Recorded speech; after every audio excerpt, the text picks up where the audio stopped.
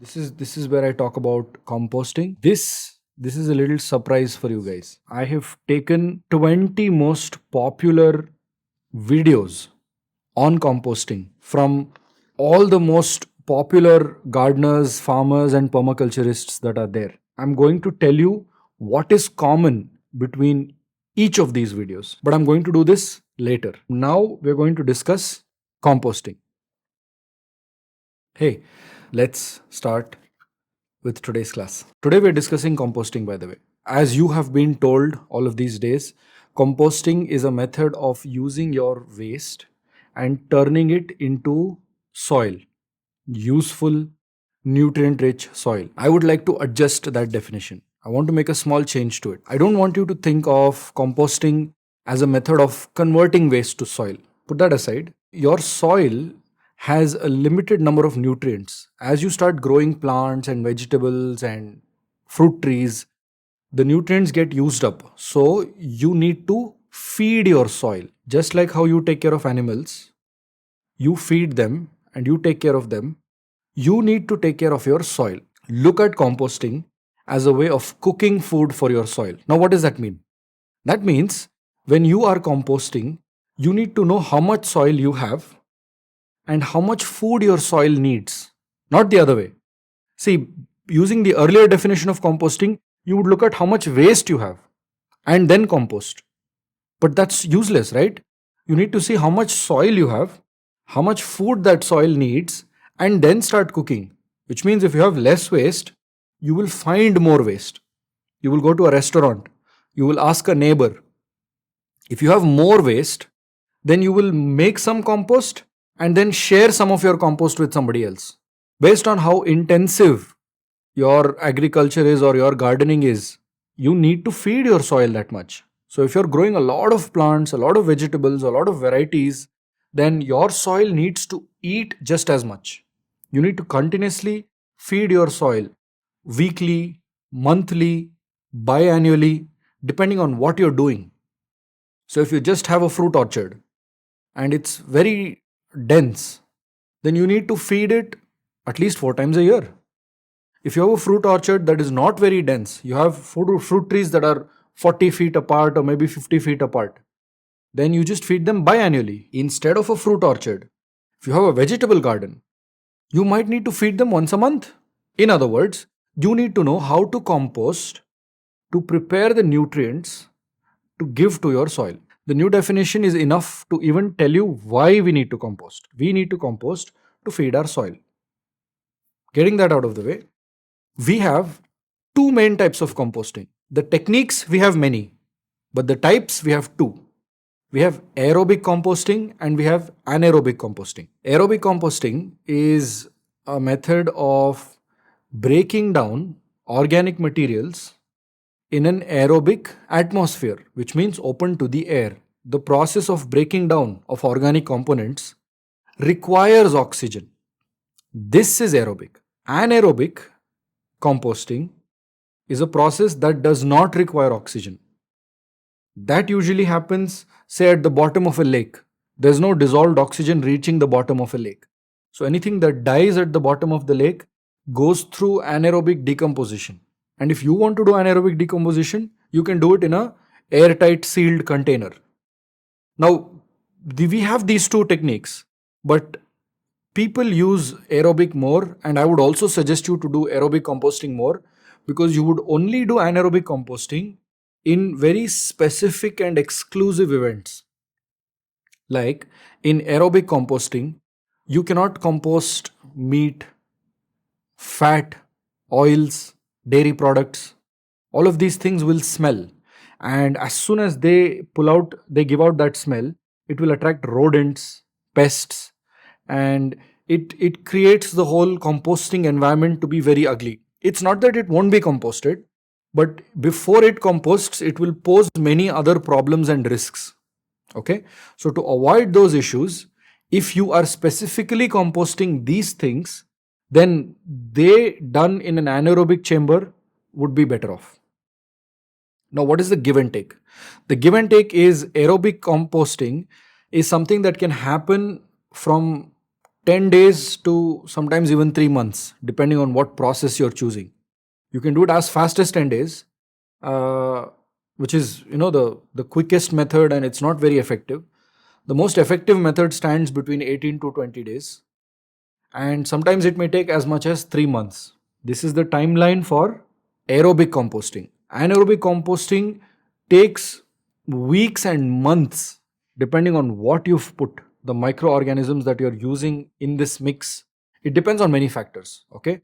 So, anaerobic is very slow, aerobic is faster. Aerobic, you can do much larger quantities because you can just use land. You can just keep mixing and keep having multiple compost piles.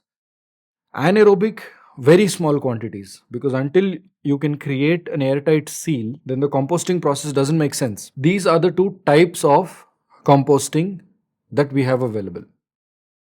Now, from these two types, we will talk about aerobic. There's only one type of anaerobic composting, and I will discuss that at the end of the class.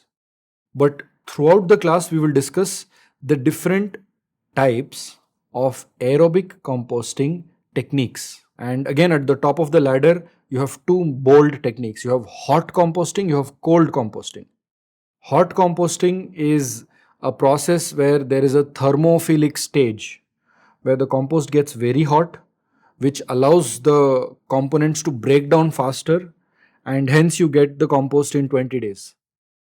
Cold composting is just a pile of rubbish. You have a pile of rubbish, and slowly the pile of rubbish decays into soil. Cold composting can take 3 months. So, again, between hot and cold takes months, and hot just weeks, maybe 2 or 3 weeks, and cold is like 3-4 months. From aerobic, we have hot and cold, and between hot and cold, we will choose hot because it's faster. But if you don't want to touch your compost, if you don't want to be involved in the process of compost making, and if your farming and gardening is not very intense, you don't mind getting compost once every 3 months. Maybe you just want compost 2 times a year, or maybe 4 times a year. So if you are in that situation, then you do cold composting. Not very complicated. What do you do in cold composting? You take all your composting materials, you pile them up, and you leave them. You might have to mix them, but if you care, if you mix them, it will compost faster. If you don't, then it will just sit there and slowly compost itself. Okay? That is cold. Now we come to hot. What do you put in a compost? There are two main things that go into a compost. You have carbon rich materials and you have nitrogen rich materials. What is carbon rich? Okay, I'll just give you a small cheat code. Carbon is anything that is brown. Nitrogen rich is anything that is green. Carbon rich is anything that if you just leave out in the open, as it decomposes, it does not generate any smell. Nitrogen rich is something that if you were to put on a table here and you come back 3-4 days later, you will get a foul smell. Okay. If I have a dry leaf and if I have some cooked food and if I put both on the table, the dry leaf will fall apart, it will break down, but there will be no smell, there will be no trace of what is happening. The cooked food will also go bad, that will also start breaking down, but it will generate a bad smell. So this is nitrogen, this is carbon. Green is nitrogen, brown is carbon. Dead is carbon, alive is nitrogen. Okay? So just keep these things in your mind when I read the list. Carbon rich sources are dry leaves, straw, sawdust, wood chips, cardboard, newspaper. And when you're using newspaper, make sure that you avoid the glossy newspaper because that has some amount of plastic infill, which is not good for your compost. Okay, so you can just use regular shredded paper, corn stalks, hay, wood ash, dried leaves, anything that is brown in color and which is dried, which can absorb a lot of water, comes into carbon rich. Now let's read out a list of nitrogen rich sources. Kitchen scraps, fruit and vegetable peels, your coffee gourds that come out of your coffee machine, tea bags, grass clippings, manure, manure from herbivore animals, okay, like cows, horses, rabbits, and all that. Green plant material, like whenever you prune a tree, whenever you trim your plants and bushes, whatever excess you have from the garden, including your grass clippings, weeds, if you are weeding your garden, whatever young and green weeds you get before they start giving out seeds, you can use them in the garden. Why? Because after they give seeds, sometimes the hot composting method is not hot enough to kill the seeds. So when you add your compost back into the garden, whatever weeds you have plucked, you will be propagating those seeds into your garden again. So next season you will have more weeds because you have personally planted weeds in different parts of your garden. And then again you wait for the weeds to grow for them to have seeds, and then again you add them in your compost. The third season you will have only weeds. So with your own hands, you would have destroyed your garden with weeds if you're not careful about plucking your weeds before they seed. If you have plucked them after they seed, then you just simply break the seed part, throw it somewhere, and add this to your compost pile. Okay? You can have seaweed, vegetable scraps like the stalks, leaves, and trimmings from your vegetables after you cut and use them. Leguminous plants like peas, beans, and whatever ground cover you're growing, clover. You can also add poultry feathers if they have been shredded and broken down. I've listed your carbon materials. I've also listed your nitrogen materials. What is common is that both of these materials, to make the compost best, need to be cut or shredded into its tiniest forms. Not very tiny, but if you're using twigs and sticks, just put them as they are. But if you're using food scraps, kitchen waste, you have this big leaf of cabbage, then I would suggest you cut it into smaller pieces, especially the nitrogen. The carbon can be big. The carbon is just there to help the process and provide energy to the microorganisms. But the nitrogen, if it's big, it will be difficult to break down. So the nitrogen needs to be cut. And while you're at this, there is a ratio. This is the science of composting. So if you are composting, how soon your compost finishes and how effective your technique is based on 4 things. What are the 4 things? The first thing is the ratio of carbon and nitrogen materials. You can start with a ratio of 1:1, but you can go as high as 30 parts of carbon to just 1 part of nitrogen. But you can never do 2 parts of nitrogen to 1 part of carbon. So the second point is aeration. How much of air or oxygen is available to the compost? You cannot seal off the compost and make it very compact and expect it to be aerobic. For it to be aerobic, you have to allow oxygen to go into the compost. And how do you do that? By adding twigs and bigger materials inside the compost when you add your carbon, so that there is places for the air to sweep in. That is one thing. The second way of aeration is every second day, if you turn the compost and if you pile it, then you're reorganizing the entire compost pile and you're allowing oxygen to reach all its parts. Third most essential part of composting is moisture. How much moisture is available to your compost pile?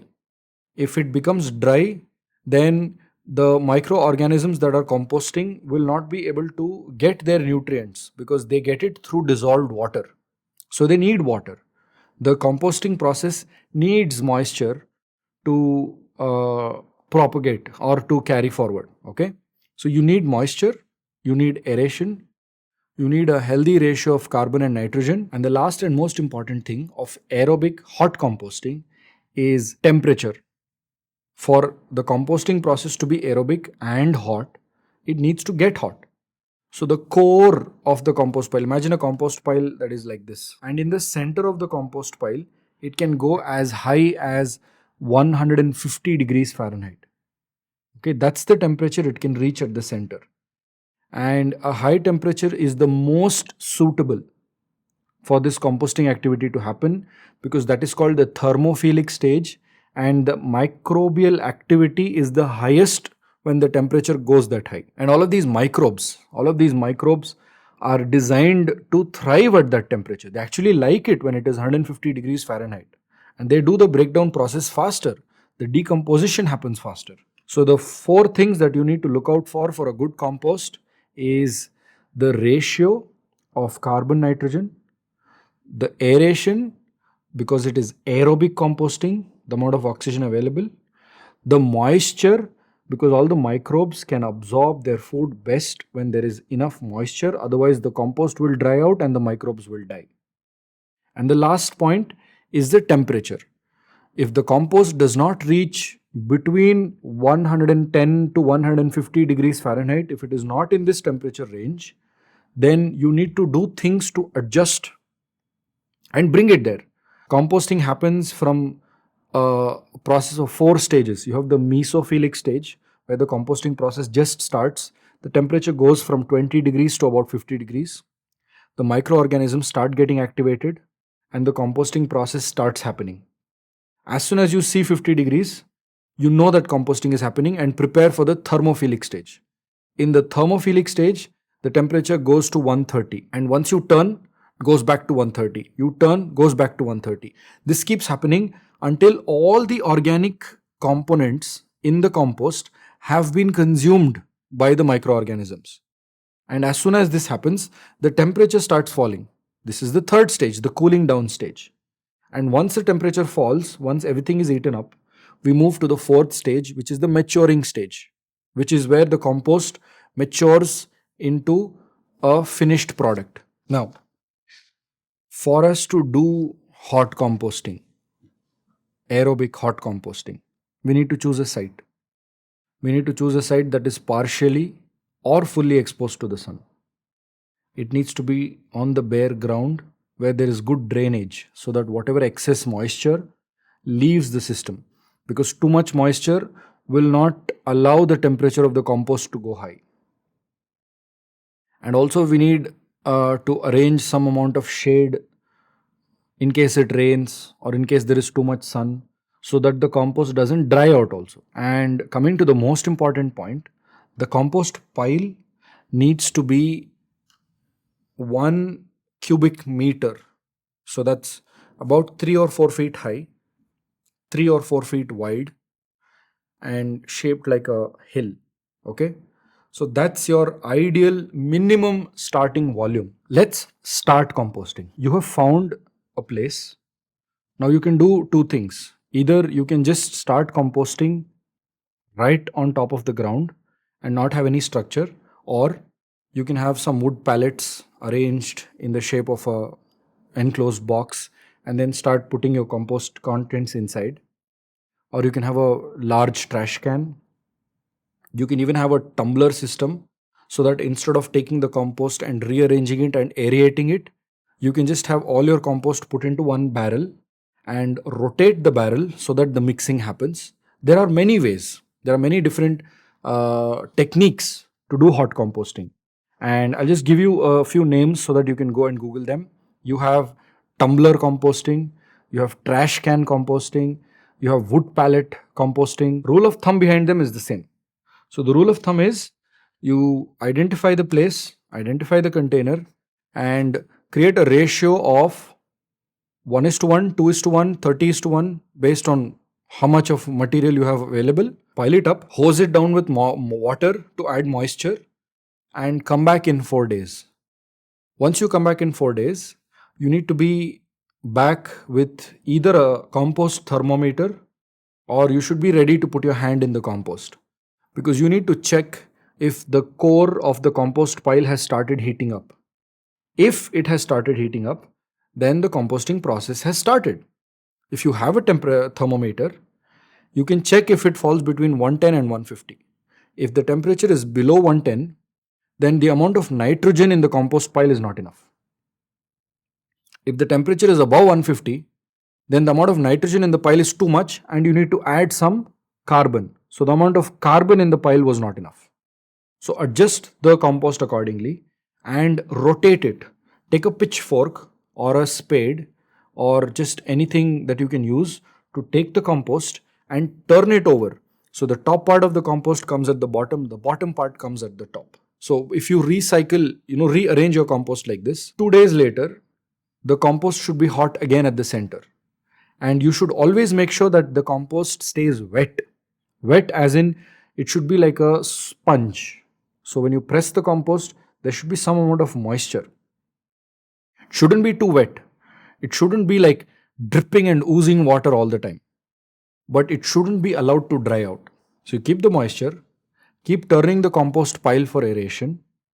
And if you have the right mix of carbon and nitrogen, in 20 days to a month, your compost should be ready. Now you can also do composting using chickens. This is something that Geoff Lawton discusses in a lot of detail. So if you just go to YouTube and find his videos about composting using chicken tractors, you will be able to understand how he does it. Basically what he does is he takes all his food scraps, all his manure and all the chicken waste and just starts giving a lot of carbon because everything else is nitrogen rich. And the chickens basically keep scratching and they keep turning it. So as the chickens keep turning the pile gets bigger and bigger and bigger and moves to the back of the chicken coop and new material is added in front. And in time this pile gets ready. Then this pile moves here and a new pile is added here. So it's a continuous process where Geoff Lawton is able to use 30 chickens to generate enough compost to feed half an acre of soil. And for 1 acre, he needs about 50 chickens. Okay, so this is his mathematics. And his videos will explain the process better. Coming back to hot composting, you have done this. You've put all your mix, you've watered it, you've mixed it. And how do you troubleshoot? Okay, I have a few points about troubleshooting that I would like to discuss. So if you have a lot of foul odor, this can be because of anaerobic conditions in your compost pile, which means the air is not reaching all the parts of the compost pile, or there is too much water which is not allowing the air to reach. So if you have too much smell, turn the compost pile, make sure it's free and able to breathe, and make sure that all the excess water has some place to drain. And also add some extra carbon. If you just do these three things, you will be able to get rid of the foul smell. Then you have pests and rodents. Make sure to not put meat. What's the milk industry called? Dairy. Make sure to not put any dairy products, oils and grease. If you can avoid all of these things, the smell of these things will not attract pests or rodents, right? So you can avoid pests and rodents by doing this. In case you do use this in your compost, then you just need to fence your compost. You need to put a nice metal mesh at the bottom, at the sides, everywhere, so that rodents and all don't get into your compost bin. That's the only way. If you have slow decomposition, then again, it's these three things that you need to readjust: the moisture, the aeration, and the carbon nitrogen. If the decomposition is slow, then the nitrogen that you have put, maybe it's not potent enough to get the composting process started. So a lot of people use fish, rotting fish, or something that is extremely potent and put it in the middle of the compost pile, and that immediately kickstarts the composting process. Weed seeds and pathogens. See, the pathogens get killed once the temperature reaches the thermophilic stage. How do you know that it's a finished product? You get an earthy smell from it. There's no odor. It doesn't resemble anything that it was when it started off with. And it starts to look like soil. This is how you know that your compost is ready. How do you harvest it? You can just store it or apply it directly to your soil. But from the pile to your storage or your application area, there are some steps. You need to sieve your compost. You need to take a mesh and you need to put your compost at the top and sieve it so that fine particles that collect at the bottom are the compost that you use. The bigger particles that have not been broken down in this process, they can be added to your next compost pile. And then you store it in an aerated place. Don't store it in a plastic box or a sealed cover. Store it in perforated gunny bags. Store it in an open space with a cloth on top of it. store it in a place where you can maintain its moisture and maintain the aeration that is happening, or you can now directly apply it to your soil as well. Before we move on to this cheat sheet of the top 20 YouTube videos that I've made, we will discuss anaerobic composting. Anaerobic composting is composting without oxygen. So it's the same as aerobic, where you layer carbon, nitrogen. But here you need to add a material. Okay, it's called the Bokashi method. Okay, the most popular anaerobic composting method is the Bokashi method, and the material that you add is called the Bokashi bran. So you just Google it. It's basically beneficial microorganisms. It's like a small liquid where these beneficial microorganisms can break down organic compounds in anaerobic conditions. Do you know what that means? These organisms do not need oxygen to break down whatever you put in the bin. So, without beneficial microorganisms, your anaerobic process does not start. And anaerobic there are two main negatives. A, it smells very bad. B, it takes a lot of time. Why does it smell bad? Because anaerobic gives off a lot of methane and other gases. Why does it take a lot of time? Because there's no available oxygen and there's no heating up happening. The breaking down process slows down. So it takes at least 3 months. Okay, so you can just take an airtight jar, put everything, put your beneficial microorganisms and leave it. If you see the airtight jar is expanding, that means there's a lot of methane collected. So you just go somewhere far, open the lid, allow the gas to escape, close the lid, bring it back. And after 3 months, when you open it, it will look like compost, hopefully. If it doesn't, just mix it up. And whenever you check, if you're checking once a week or if you're checking once in 3 days, if you don't see any progress, then just add a little more of the microorganisms, the mix that you have created, so that maybe the process is still not activated. Okay, but just don't keep doing this. Don't see it every 3 days. Oh, nothing's happened, add something, because then it's pointless. The process is slow. It takes 3 months. So your intervention should be either weekly or monthly. So this is anaerobic composting for you. The 20 YouTube videos. Every single one of these videos starts by telling you that you need at least a 1:1 ratio. And there are some guys who are composting who are really good enough to do 25:1 ratio. For you to increase the ratio from 2:1 to 25 or 30:1 of carbon and nitrogen, for you to go from this level to that level, you need some practice. So make sure your first pile is 2 parts of carbon to 1 part of nitrogen.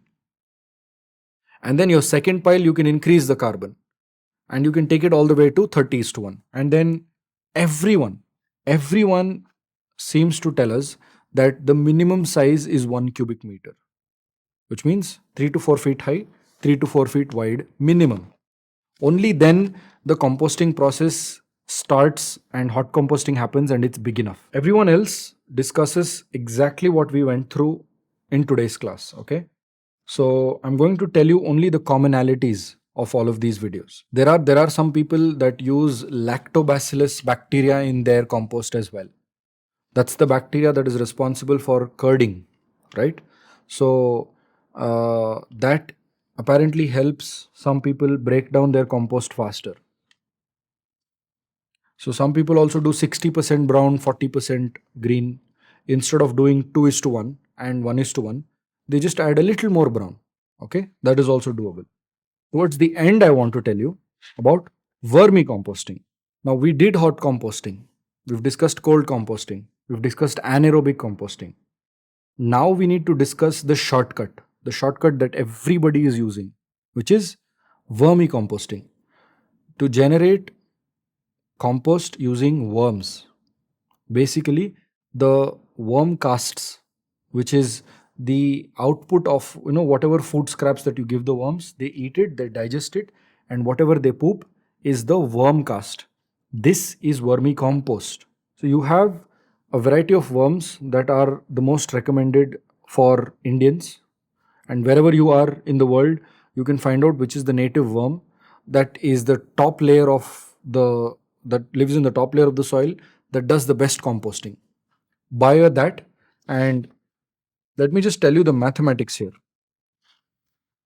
You need 1 kilogram of worms for every square meter of vermicompost. So if you have a bed that is 1 meter by 5 meters, that means you have 5 square meters of vermicomposting bed, which means you need to order 5 kilos of worms for that bed.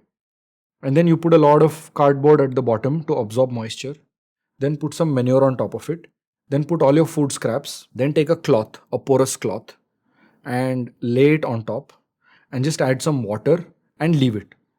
So all your worms will come, they will come on the top, eat the food scraps, go at the bottom, and they will keep repeating that cycle. Once a month, you can harvest this. So usually a vermicompost factory has about 30 beds so that they can get a harvest of vermicompost every day. And whatever harvest they get at the morning of that day, they will separate the harvest from the worms. They will have a sieve. They will separate all the worms. They will separate all the undigested food scraps. And whatever comes at the bottom, they will pack it, they will store it, they will sell it. So that's the process of a vermicomposting business. But if you're doing it at home, you get worm bins. You get worm bins where you take all your manure and food scraps in one tray, put all your worms, and then you have a tray at the bottom that collects all the water that you can take and add it to your garden, or mix it with water, dilute it and add it to your garden. And then once that bin fills, then you can have another bin on top where you have another layer and some more worms, and you can just keep repeating and then harvest from the bottom, then the next layer, then the next layer. That depends. So vermicomposting can be done from as small as a balcony space to as big as a commercial operation. This is the smallest process. The smallest process of composting is anaerobic in a sealed jar. Then vermicomposting. Then you go to hot composting, which is at least 1 cubic meter. So these are your 3 graduations in types of composting. And I hope this makes your understanding of composting a little easy. Any questions that you have about composting, I hope you can at least message me so that I can help you out with it. So I hope you had a good class, and I will see you in the next class. Take care. Bye-bye.